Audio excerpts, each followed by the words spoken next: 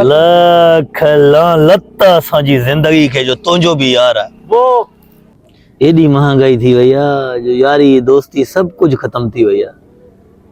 हड़े चायूं P वञनि था एतिरो सुबुह जो आयो आहियां हिन महिल 5 पैसा थिया न कंहिं कट न प्यारी यार खत्म थी वियो आहे एहसास इंसानियत ही कोन्हे यार हिन दुनिया में।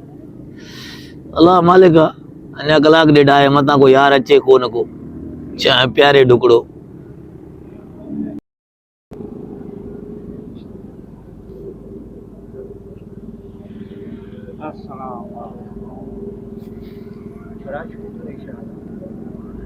अरे छा हाल आहे खुशा वे वे वे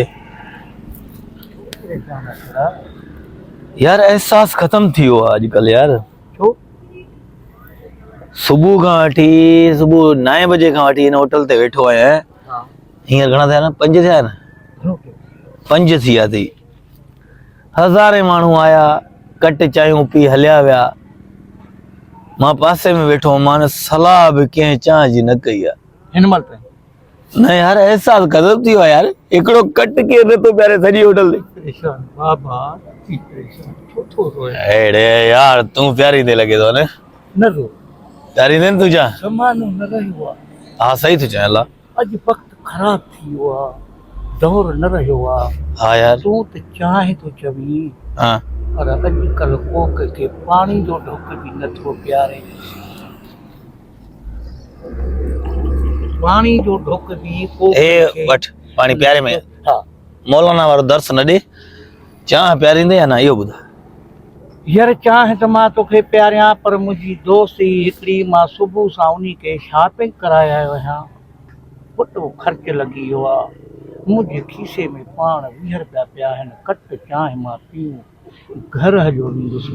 मूं वटि हुजे हा त तोखे प्यारियां हा मूं वटि कोन्हे अलाह खे चओ।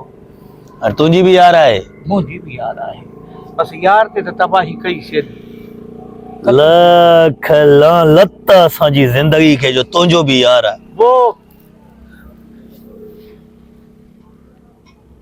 तॾहिं तो चवां न त दुनिया वञी आसमान ते पर उहा अंधी आहे या अंधी नाहे पोइ तोसां कीअं यारी रखी अथसि। बसि पोइ हुनजी का उतरी आहे न हुनजी उतरी जो मूं जहिड़े खे हुनखे शॉपिंगूं बापिंगूं करे आयो आहियां बाक़ी जेके दोस्त यार वेहनि उन्हनि खे कट न प्यारींदो। बाबा उहो कट तोखे न प्यारींदो उहो बि वञी उन्ही खे प्यारियां बच्चा ई मूं वटि 20 रुपया आहिनि उहो मां पाण थो हाणे तूं आशिकी टू ही हा हुन सॼो ख़र्च करे सॼो जेको महीने में मज़ूरियूं कई उहा हुन ते शॉपिंगूं कराए हा वञी हाणे कट बि टेबलेट खाई सुम्ही पवंदे। बाबा हाणे ॻाल्हि इहा ई आहे त हुन में लालच आहे तो में कहिड़ी लालच आहे तो में लालच कान्हे जिथे लालच हूंदी आहे न ताथे हर माण्हू ख़र्च कंदो आहे।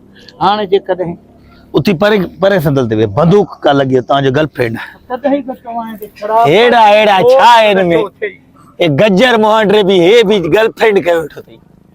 असांजी ज़िंदगी में का शइ कोन्हे यार पितो सड़ियो आहे चाह प्यारी अथव इहे बि न प्यारींदा यार मां वञा थो बसि यार खॾ में पए हिते एहसास ई कोन्हे कंहिंखे जो चाह अदड़ प्यारे।